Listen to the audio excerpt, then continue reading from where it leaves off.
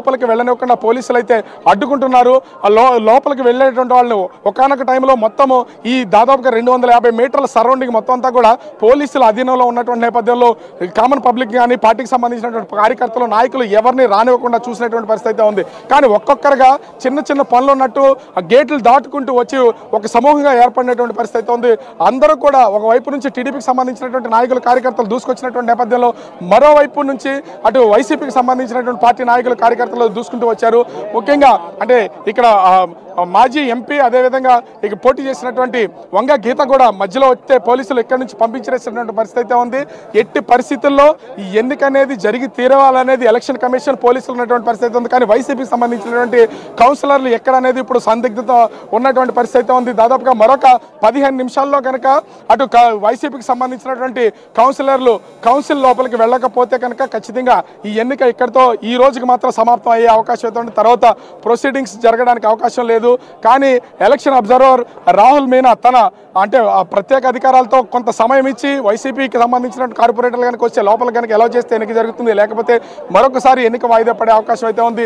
ఇంకా అటు టీడీపీ వైసీపీకి సంబంధించినటువంటి పార్టీ నాయకులు కార్యకర్తలు చాలా మంది ఇక్కడే ఉన్నటువంటి నేపథ్యంలో వీళ్ళందరినీ ఈ ప్లేస్ నుంచి ఖాళీ చేయడానికి పోలీసులు అయితే ప్రస్తుతం విశ్వ ప్రయత్నం చేస్తున్నటువంటి పరిస్థితి కనిపిస్తుంది. ఏంటి అసలు అందరూ ఇక్కడికే రావడానికి కారణం ఏంటి? కౌన్సిల్ ఒకవైపు ఉంది, మీరందరూ కూడా కార్యకర్తలందరినీ తీసుకుని ఇటువైపు అసలు ఎందుకు వస్తున్నారు? మా కౌన్సిలర్లు కావాలని కిడ్నాప్ చేశారండి.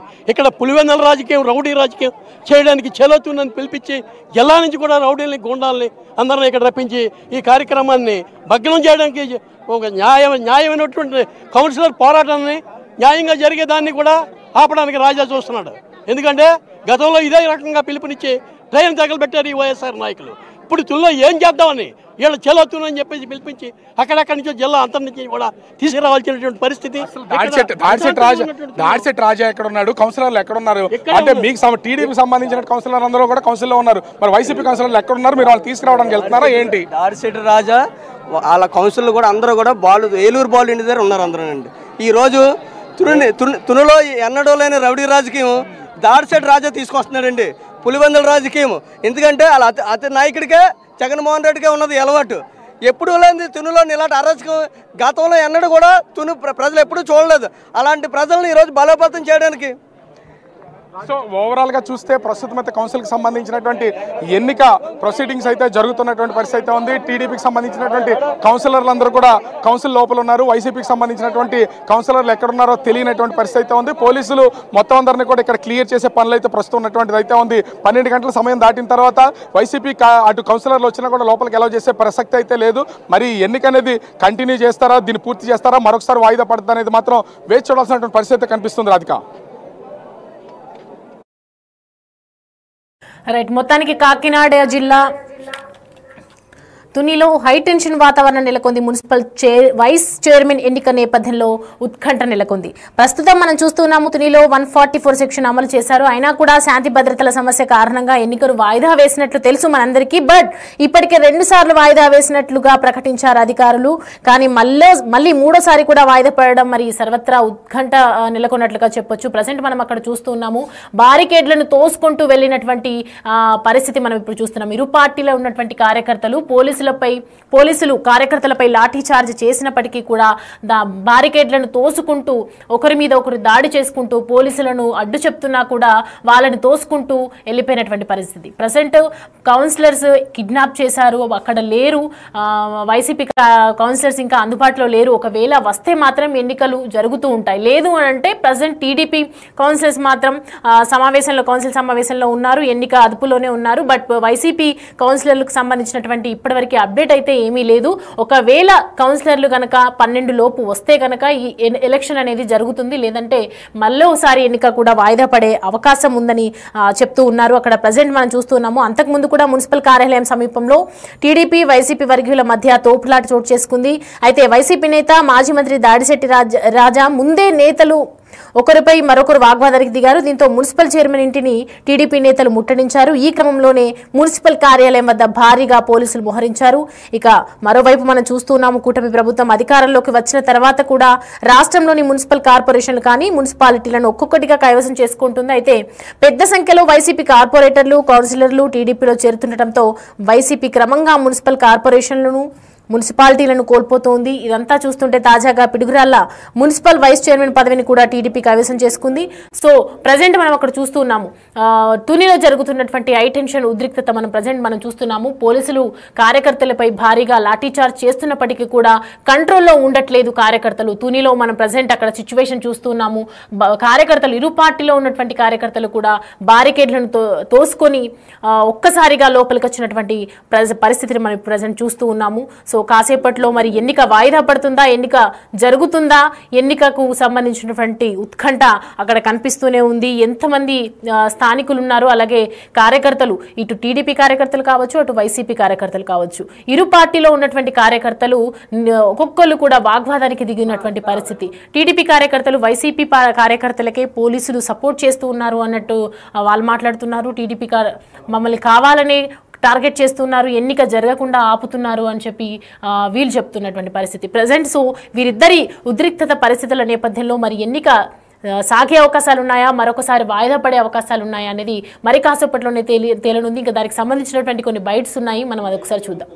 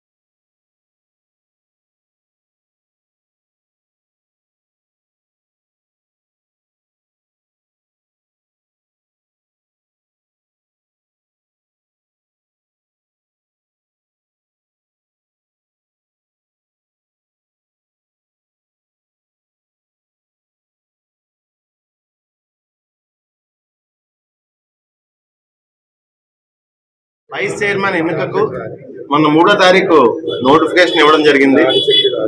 ఆ రోజు పూర్తిగా 30 మంది కౌన్సిలర్స్ మేము వైఎస్ఆర్ కాంగ్రెస్ పార్టీ కండువాలు కప్పుకుని మున్సిపల్ ఆఫీసులోకి వెళ్ళడం జరిగింది.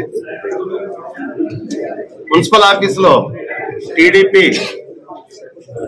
మనుషులందరూ ఆఫీసులోకి వచ్చి కౌన్సిలర్ల పట్ల అసభ్యంగా ప్రవర్తించి భయభ్రాంతులకు గురి చేయడం జరిగింది. తర్వాత 3వ తారీఖు వాయిదా వేసి శాంతి పద్ధతుల రీత్యా 4వ తారీఖు ఎలక్షన్ పెడతామని చెప్పి 3వ తారీఖు వాయిదా వేసి 4వ తారీఖు పెట్టడం జరిగింది. 4వ తారీఖు కూడా మొత్తం 27 మంది కౌన్సిలర్లు వైఎస్ఆర్ కాంగ్రెస్ పార్టీ కండువాలు కప్పుకుని మున్సిపల్ ఆఫీస్కి వెళ్ళడం జరిగింది. సేమ్ సీన్ రిపీట్ అయిన 4వ తారీఖు కూడా వేలాదిగా టీడీపీ కార్యకర్తలు, తుని నియోజకవర్గంలో ఉన్న రౌడీ షీటర్లు, అదేవిధంగా చాలా మంది మద్యం సేవించి మళ్ళీ మహిళల పట్ల అసభ్యంగా ప్రవర్తించడం, తోళ్లాడడం, ఇబ్బంది పెట్టడం, మళ్ళీ 4వ తారీఖు కూడా సేమ్ మళ్ళీ వాయిదా పడి ఈ రోజుకి నోటిఫికేషన్ ఇవ్వడం జరిగింది.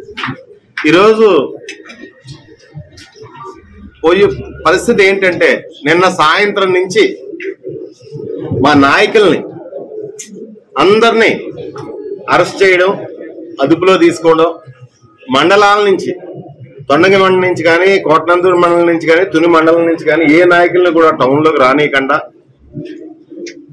భయభ్రాంతులకు గురి చేసి మా నాయకులు ఇప్పుడు కూడా స్టేషన్లోనే ఉన్నారు. 144 సెక్షన్ ఉంది, సెక్షన్ 31 ఉంది.